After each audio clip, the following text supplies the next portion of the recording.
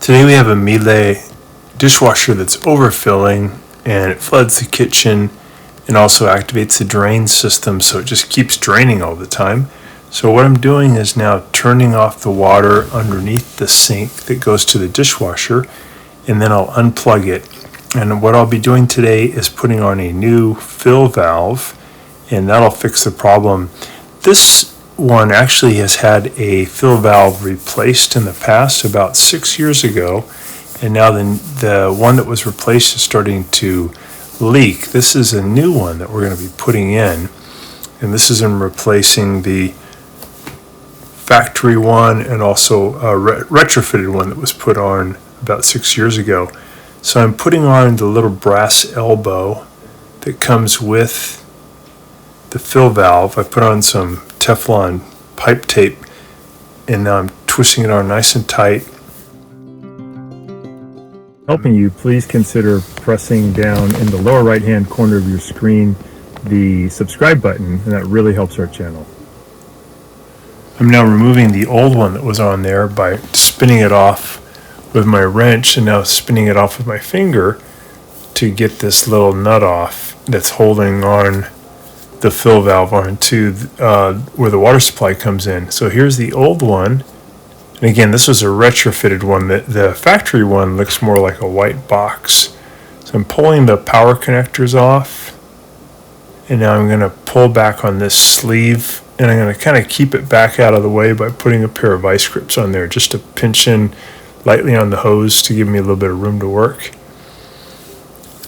And now I'll use a pair of pliers to squeeze in on this spring clamp to get it looser, and then I'll move it away from the valve up the hose by about an inch.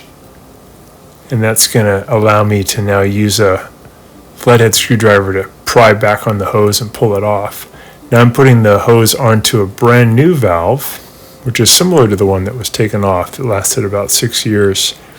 I'm going to use the pliers to press in on the spring clamp, and then bring the spring clamp over toward the valve to hold that hose on nice and tight.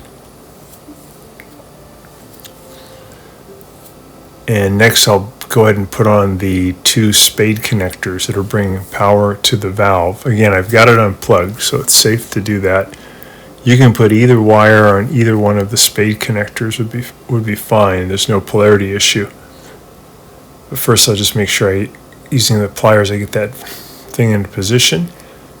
I'll go ahead and put on these 2 spade connectors. And since these are kind of exposed, once I get these on, I'm going to wrap this all in electrical tape because I don't want these metal power connectors to be exposed and touch any other piece of metal, which could cause a short circuit or a spark. So once I get them on, I'll wrap them with some electrical tape. So if you look underneath your sink at your Miele fill valve, it won't look like this because again, this is a retrofitted one that only costs about $25. If you buy if you buy the actual fill valve from Miele, it's about $220. But these do work well. Again, this one lasted about 6 years, which is pretty good. Easy to put on these new valves, and it solves issues of when it overfills or when it won't fill at all. I'm just going to push this in onto this copper tube that brings water to the elbow, and then I'll go ahead and use my fingers to start the spin on that brass nut. Just take your time here. This is a little bit tricky to line it all up, but once you get it tight with a wrench, then you can turn on the valve and check for any leaks. I'll go ahead and plug it back in, and I'll press start, and I'm just going to let it fill up.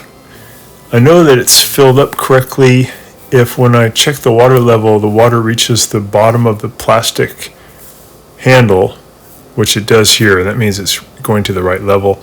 I'm just checking these little holes on the spray arm to make sure there's no food debris in there, but it looks good.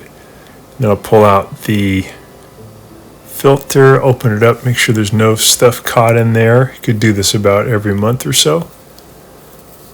Keep it nice and clean.